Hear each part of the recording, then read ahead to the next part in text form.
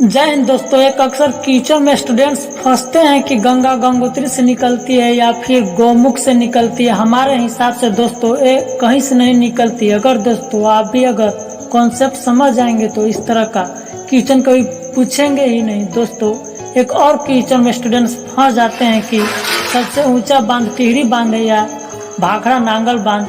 दोस्तों दोनों बांध अपने अपने जगह पर सही है। दोस्तों दोनों की कैटेगरी अलग अलग है। तो आइए दोस्तों बांध की कैटेगरी को समझते हैं। उत्तर प्रदेश से टूटकर उत्तराखंड सन 2000 ईस्वी में अलग हुआ था। तो दोस्तों उत्तराखंड को बेसिकली दो भागों में बांट सकते हैं। एक साइड का भाग थोड़ा सा छोटा है जिसे हम कुमायूं कहते हैं दोस्तों, और दूसरा साइड का भाग थोड़ा बड़ा है जिसे हम गढ़वाल कहते हैं।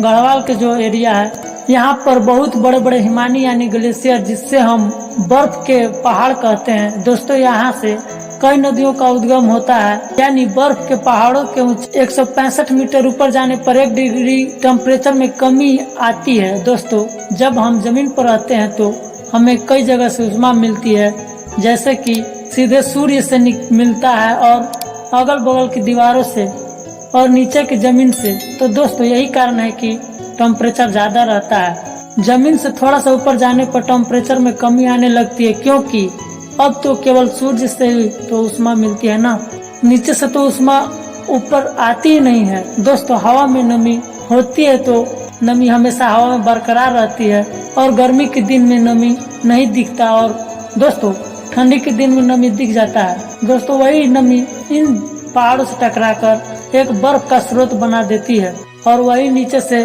पिघलकर नदियों का उद्गम स्रोत बनाती है। तो दोस्तों नदियों का उद्गम स्रोत पहाड़ी का हिमानी यानी ग्लेशियर होता है। अब जरा ध्यान से समझिएगा दोस्तों, एक जगह बद्रीनाथ, उस बद्रीनाथ में संतोपत हिमानी यानी बर्फ के पहाड़ से ये नदियां निकलती हैं जिसका नाम है विष्णु गंगा, और दूसरा नदी का नाम है घौली गंगा। तो दोस्तों विष्णु गंगा और घौली गंगा जब दो नदियां आकर जिस स्थान पर मिलती है उस स्थान को विष्णु प्रयाग कहते हैं।